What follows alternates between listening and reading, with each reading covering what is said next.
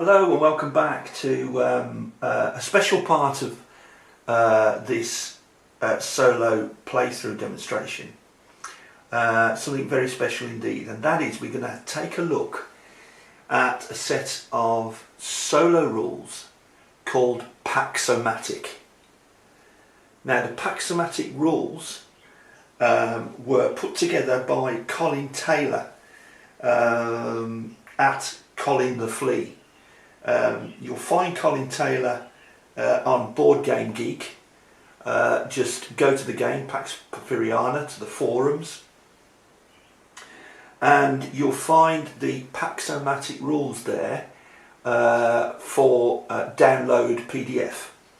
And these are the rules. Now look, it's just 2 pages. It's 2 A4 sized pages containing all the rules for the Pax-o-matic system. Colin deliberately wanted to keep the rules to 2 pages because he didn't want to make it too unwieldy. And the way Pax-o-matic works, before we actually run through some of the rules themselves, is that you set up the game for 3 players, just as you normally would. Set up the game for 3 players if you're playing a 3-player game. You will be playing as one of the hacendados. The other 2 hacendados, like in our game here, the other 2 hacendados are the Pax-o-matic. The Pax-o-matic is an AI robot. It will be 2 players, the AI robot, against you. So it's going to be a tough game. They won't play cards onto one another. Or rather against one another. So you'll be playing against the Pax-o-matic, which consists of 2 hacendados. So we have our PDF rules here, and as I say, just 2 pages. It gives a brief outline of the rules and some special cases, what the Pax-o-matic will do, either player, either of the 2 Pax-o-matic players, during a depression, during strife, during a topple. And then it goes on to the flowchart guidelines, which we'll go through now. But basically, it's a fairly simple system once you remember to obey a couple of rules. So let's say it's the first player of the Pax-o-matic. He's going to have 3 actions, isn't he? Like we all do. So you start off here, see these little arrows. His first action above everything else would be to remove a jail token if he had jail tokens on him. His second action would be to remove unrest tokens if he has any unrest tokens, and if he has any way of removing them, that's what he would do before anything else. So that's fairly simple, isn't it? Those are 2 immediate actions that the Pax-o-matic may take, either of the 2 Pax-o-matic players. You always, for each and every action, start at the top, which is here. Start at the top of the Pax-o-matic potential moves. So we find the first action that a Pax-o-matic will take. When he's taken that action, we start at the beginning again. We do not merely continue through to the next potential action and so on. When he's taken one action, for his second action, we start again at the top. Example. If he doesn't have any jail tokens, if he hasn't any unrest to remove, he'll buy his first market card. And you'll skip this action if he's already purchased a first market card. So he'll buy a first market card. He'll look at the market and this is something you must remember, that the governing factor is he's always looking for the cheapest card. He'll always search for the cheapest card on the board. So if there are two cards that are both the cheapest, for instance they're both in the 0 column or both in the 1 column, then he'll start looking down his list of priorities, and his first priority is a topple card. If one of the cheapest cards was a topple card. His next one is if it's a headline. His next one is if it's a troop, a partner, an enterprise, and an orange and black card. So that's how he prioritises. So he would choose a card, and it would always be the cheapest that he can actually use. We'll come on to an example of that. Then, for his second action, you start again. Start again from the top. If he's already bought a first market card, we skip it and we go on to the player card. He'll prioritise which cards to play using the following requirements. And the first priority is troop. So the first thing you look for, has he got any troop cards in his hand? And then, which of those troop cards will he play? Has he got any partner cards? If he has no troop cards, for instance, which ones will he play? If none, does he have an enterprise card? Which ones will he play? And so on. So he goes through all of the card potential. If he's not got a card that he can play according to his priority list, he will then therefore buy a second market card, and that's where you would come back again to the buy a market card, and that would be two actions, wouldn't it? So that turn he will have bought a total of 2 market cards and not played any. Or if that doesn't work, he will sell a card, but only if he has a full hand, 5 or more cards. If that doesn't qualify, he'll redeploy troops, or he'll upgrade a connection, or further down he will buy land. He will utilise some special abilities. He will speculate. Once you've done one action, I'll reiterate once again, this is very, very important. You start at the top again for his second action. So let's say his first action, he bought a card. His second action, he played a card. And then you come back again, for instance, you start again. We know he can't buy a second card because he's already bought a card and played a card. So the next thing is buy second market card. No, we've already agreed he can't. So he would look to sell a card. If he can't do that, he would look to redeploy troops. So it does give the impression that the Pax-o-matic, which is 2 players, behaves in a similar sort of way, and certainly using all the rules that a human player would. So he goes through all his 3 actions, in between each action returning to the top of the actions list, and then we go on to the second Pax-o-matic player, and he does exactly the same thing, and then it's your turn again. As I say, a brilliant set of rules by Colin Taylor on Board Game Geek, and now I think we should have a quick look at how it works in practice. So we've returned to our previous state of play with a 3-player game, only now for the next couple of turns I'm just going to treat it as if these 2 guys were the AI, the robot Pax-o-matic, and they're working as much as they can against me. So all the considerations they have when picking cards aren't considerations about one another, they're considerations about my own tableau here. So, I'll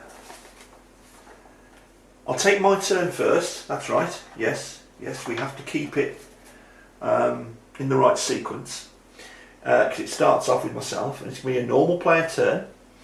And where am I? I've got no cards in hand at the moment, so do I want to buy something? I'm going to buy troops for half price. These troops, they're troops that can act within the district of Chihuahua. They're 2 strength troops, and I shall put those in my hand. They cost 2, but I get them for half price, so I pay 1. So that's my first action. Do I want to play them anywhere? Chihuahua. Ah.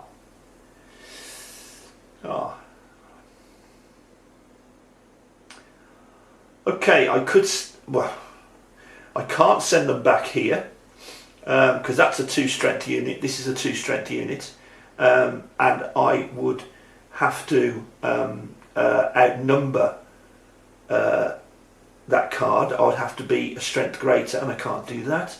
I could send them to the ranch because they're in Chihuahua.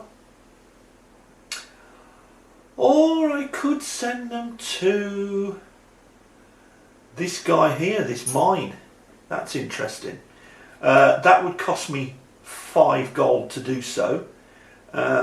Because the... Oh, just a second. No, he upgraded to a rail route. I can go by train for 1. I think I've just made my decision. So as for my second turn, I'll play these local troops, and by the way, it's another command point. I already have a command point here.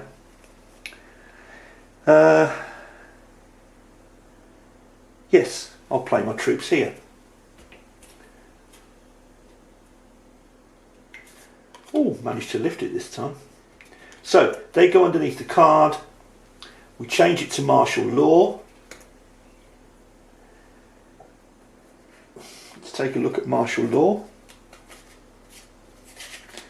There we go. Mines are still worth 2, which is a good thing. He still gets his the fee for his route improvement there.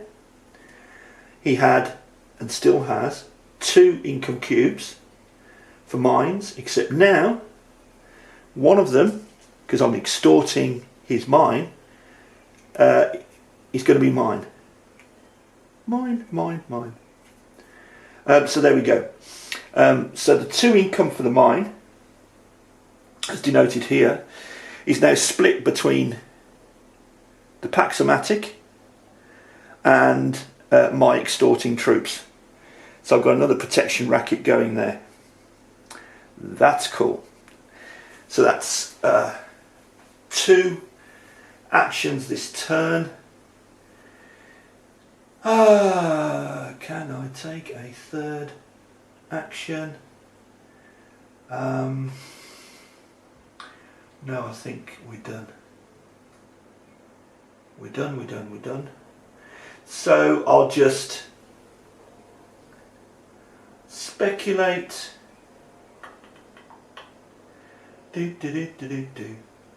Oh, there's an arena over here.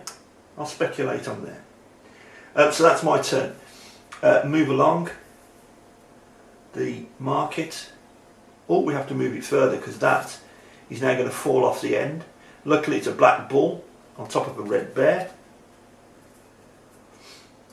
so it moves further than I first realised. Off it goes. So now we need a refill of 2 cards. Oh, I like that one. Oh, and our very first topple card comes on the board. Okay.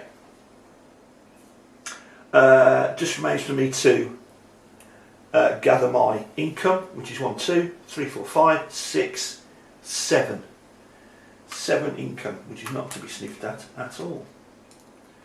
Now here goes the Pax-o-matic, his first turn. The first turn is this guy over here. So we go back to our Pax-o-matic A4 sheet. It starts here. He's got no jail tokens to remove, no unrest to remove. We're talking about this guy here. He's going to try and buy his first market card. So let's take a look. His first market card. Now remember, he's always looking to spend little or no money. He's looking for the cheapest cards. These are the cheapest cards to play. Our enterprise cards, which are way down here on his list, worth him buying. Well, he will buy them because they're the cheapest, and the most important element to him, the driver, is cheapest. He always looks for the cheapest. If they would provide income, and they certainly would provide income. They're both the same cost to buy, i.e. 0, and that one is cheaper to play. He would choose that card and it would go into his hand. Goes into his hand over here. Now it's his second action. So he starts again at the top. Doesn't go over the page yet, just in case we miss something. Jail, no. Unrest, no. Skip it if he's already purchased a card. Now come over the page. Play a card. Can he play a card? Well, very often playing a card is limited by costs. That's the first thing we'll do.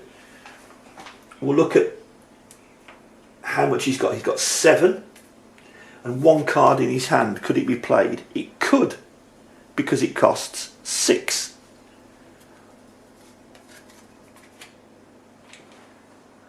So let's just check. Not got a troop to play, not got a partner to play, enterprise. Any non-slave revolt card first, ascending by cost. Easy peasy. So again, this is the second action, and it's been very easy to work out, but easy to come by using the Pax-o-matic priority action sheet. So he'll play the card into his tableau. It's going to cost him 6. Yeah, 5 and 1. And it's going to give him a start income of 1. And again, because it's a ranch, he can always buy land there later on. So that was his second action. So he bought a card, he's played a card. Now he starts again at the top, works his way through. He's got no other cards to play, because if he had other cards to play a card comes before the other options. So again, he would go through his priorities to see if he could play a card. No luck, no. Sell a card, doesn't have any left.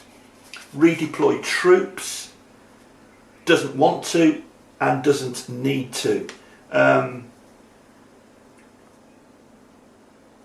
Upgrade a connection, ascending by cost. Now he'll do this on cards belonging to any player. That's the other Pax-o-matic player, or even me. Pay to upgrade a connection. Well, that one's already upgraded, mine's already upgraded. So he's looking at his. He's got various connections that could be upgraded, but he physically can't do it. He's only got 1 gold coin left. So again, we pass on further down the list. Buy land, can't afford it. Special partner abilities, doesn't have any. Speculate once. That he can do. So he speculates, takes a cube, and it'll be the highest cost card that's his highest priority. So he's going to put it on that top of card. So there you go. That's the first Pax-o-matic turn. We move this thing along, mark it, put out another card. There we go. He has to have his income. 1, 2, 3, 4, 5, 6, 7, 8 income. Really building a good engine over there now. 5, 6, 7, 8.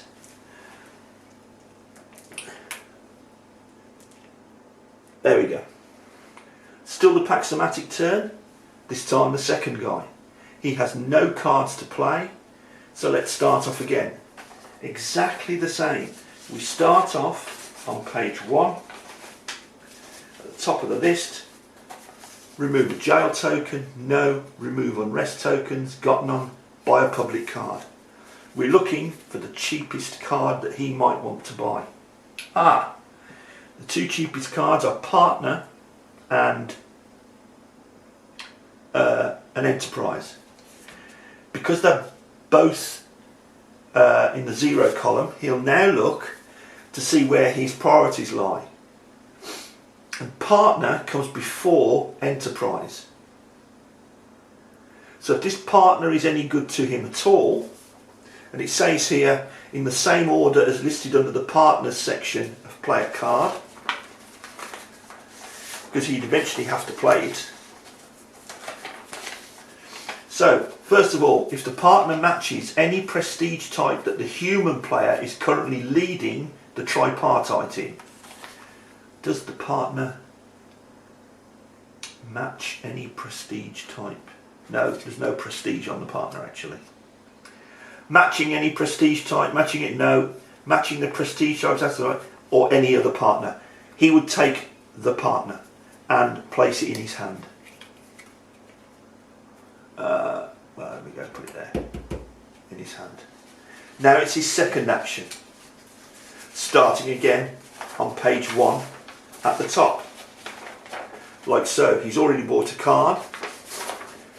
So we go to play a card. The first type of card he would play, if he could, would be Troop.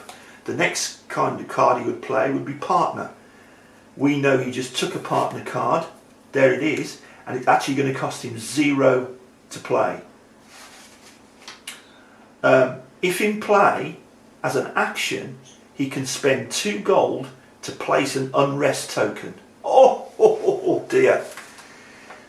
So as long as it remains in play, he can spend 2 gold to place an unrest token, and it wouldn't be on his other Pax-o-matic chap, it would be on me.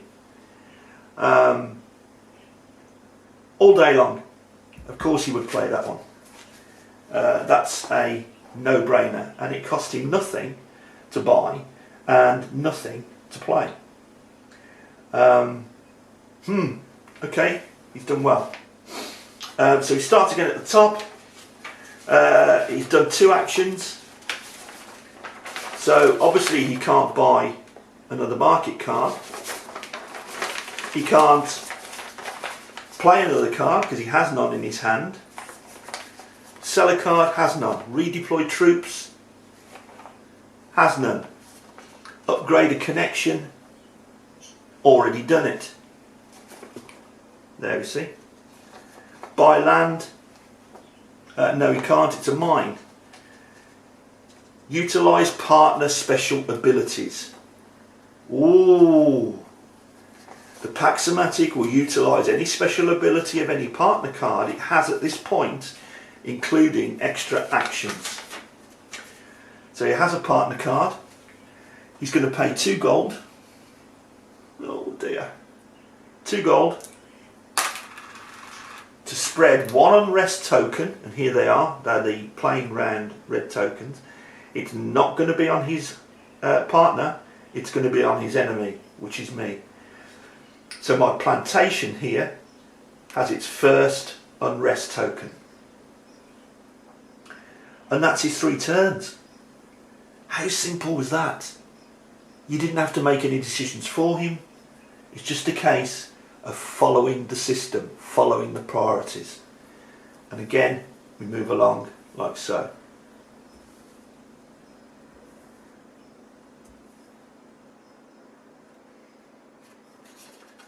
And put the last one down. He has to have his income. 1, 2, 3, 4. I'll put the 5 down there and take 1 back as change. Okay, now it's me. So now I look at my little tableau and I'm a high earner, which is good. But as long as that unrest token remains on that card, if there's any unrest tokens on any of your cards, no income can be earned from it. None. So the first thing I have to do is get rid of that unrest. Okay? I think I'll take, well, I could either take a police action, because if we just glance over here, the current regime was changed to martial law, and police actions cost 0 gold. So as one action, I could pay 0 gold to get rid of that unrest token. I forgot what it was called. Because I've got troops of strength 3. They would only need to be strength 1, for instance, because there's 1 unrest token. So we could redeploy troops in place. That's another way of doing it. What shall I do? Because it's free, I'll use a police action costing 0 gold and get rid of it. So what was the point in him doing that? Well, A, he was behaving just like a human player. I think so. And B, okay, I got rid of that unrest easily, but it used up one of my actions. Now I only have 2 actions out of my 3. So it was useful for the Pax-o-matic to do it. So I've got 2 actions left. I think actually this is the card I speculated on earlier. I'll take that card for 1 into my hand. 1 gold. Pay 1 gold. And my final action, I'll play the card into my tableau. It's going to cost me 8, look, to play that card. 7, 8. There's 8, a 5 and 3 ones. To play that card. Arena, it's a fixed income of 2 per turn. Fixed income of 2.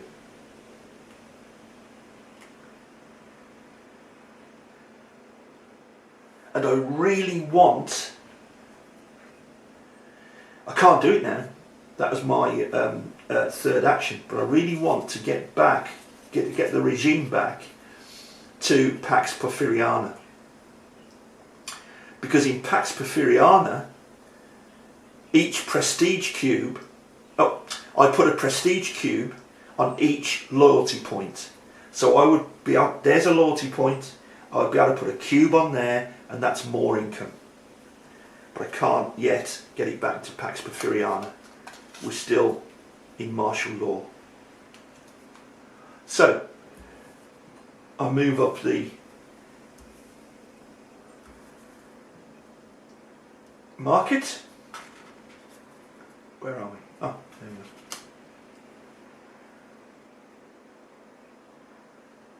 Like so. And take my income. 1, 2, 3, 4, 5, 6, 7, 8 income.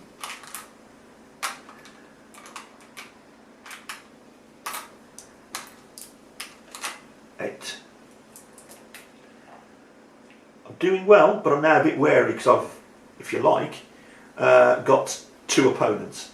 It's a single entity, but 2 opponents. so it's going to be tough.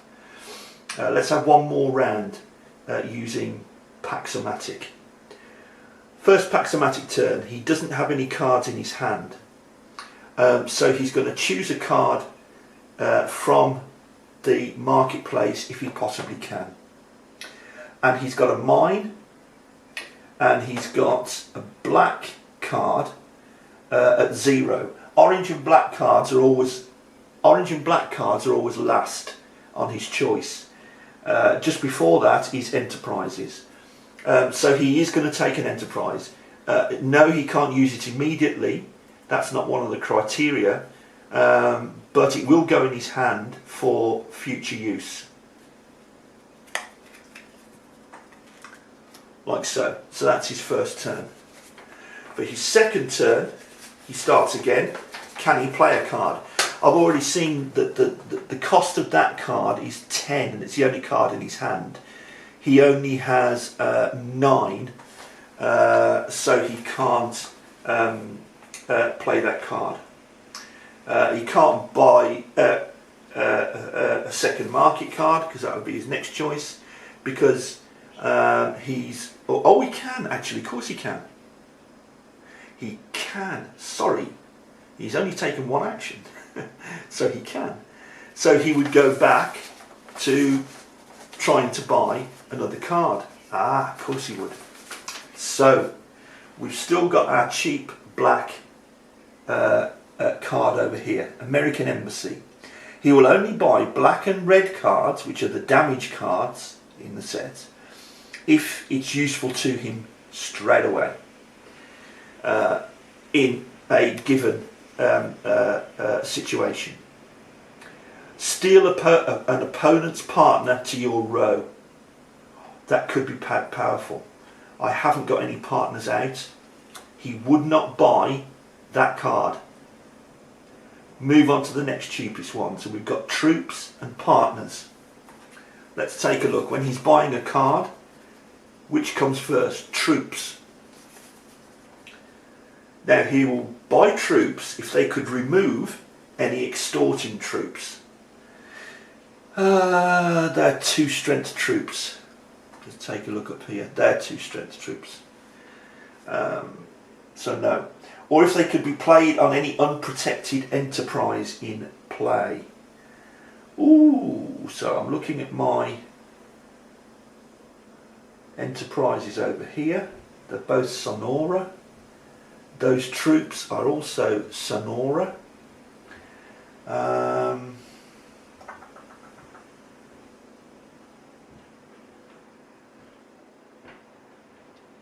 So he could play them on his enterprise, his mine over here, Sonora, because that's the first one. Troops. If they could remove extorting troops, we've already decided no. If they could be played on any unprotected enterprise in play, yes, they can. We would go further down, for instance.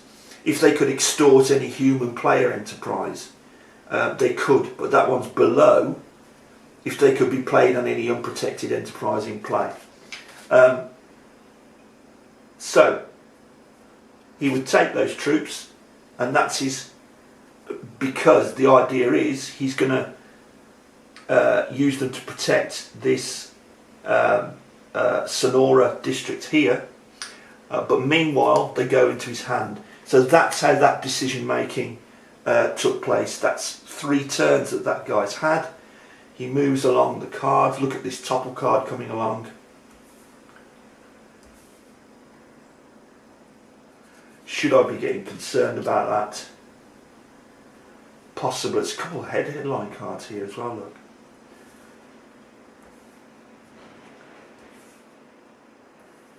And fill up at the end.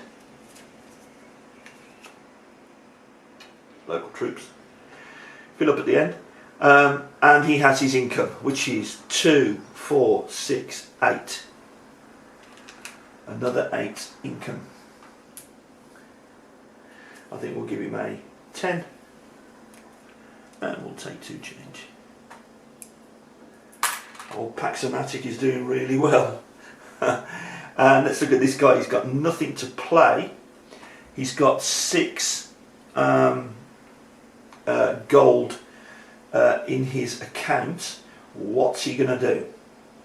The cheapest cards are the black card and the partner card. We know the partner cards normally come first.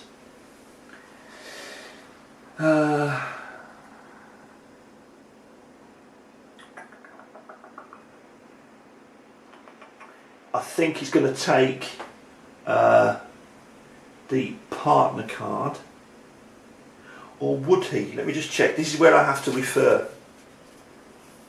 So go back to buying. They're both cheap, but the partner card outranks it as regards priority. In the same order as listed in the player card section. So let's have a look. Partner. Matching the prestige type that the human player is currently leading the tripartite in. Prestige type, I have 1 command, I have 1 loyalty. That's a loyalty. Am I leading?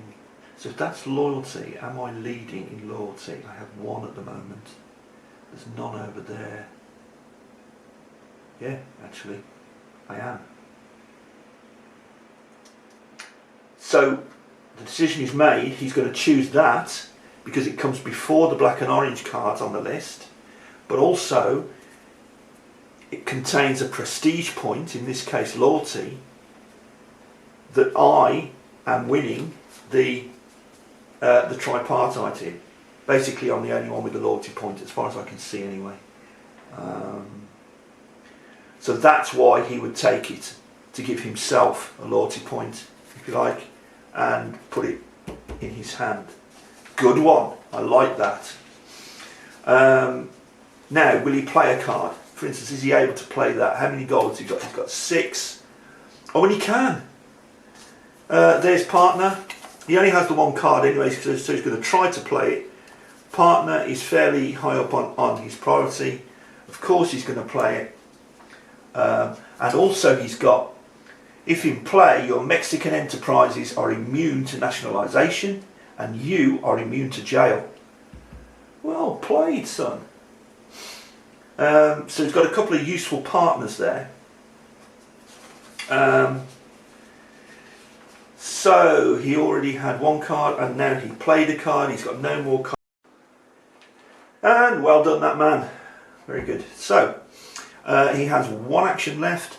And according to the priority list on the Pax-o-matic, because he can't sell a card, he has none in his hand, he can't buy any land.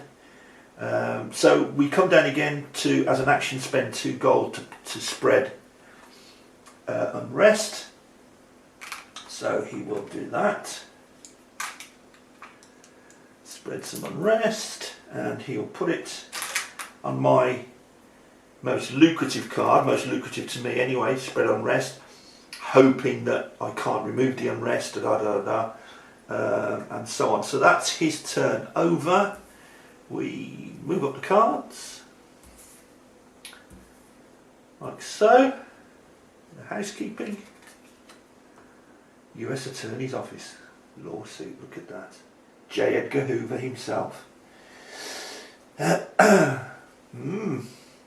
Okay, now I've got no cards in hand. Shall I remove the unrest? Police action still costs 0 gold. We're still in martial law, I can't believe that. So yeah, as a first action I will remove that. And again, the point was it's taken up 1 of my actions. I've got 2 actions left. I'm worried about the topple card. I'm going to take the topple card. Or see if I'm going to take the topple card. Let's have a look. It would cost me 1, so let's pay my 1 anyway.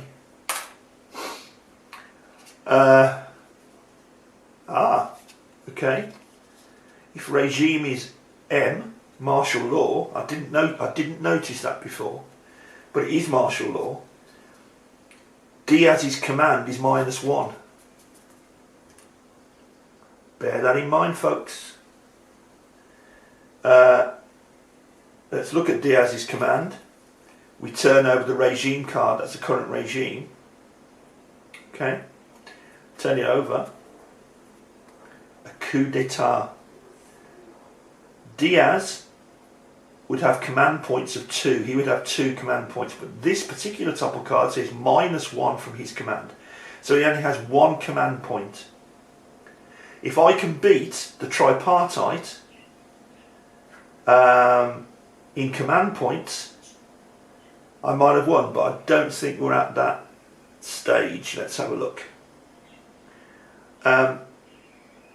First player on my left, which is this part of the Pax-o-matic, he would now get a chance to flip his Hacendado if it was relevant, and if it was relevant he would do so.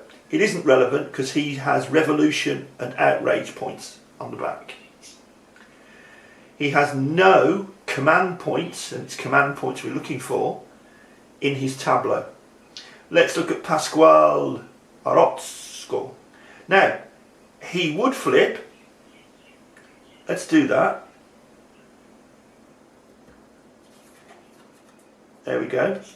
Because we know he's got a command point on the back of his card. He has no other command points in his tableau. That one there is mine. Remember, those are my troops that are extorting this mine. So we have no command points here. Oh my gosh. I can't believe what's happened here. The Pax-o-matic has 1 command point.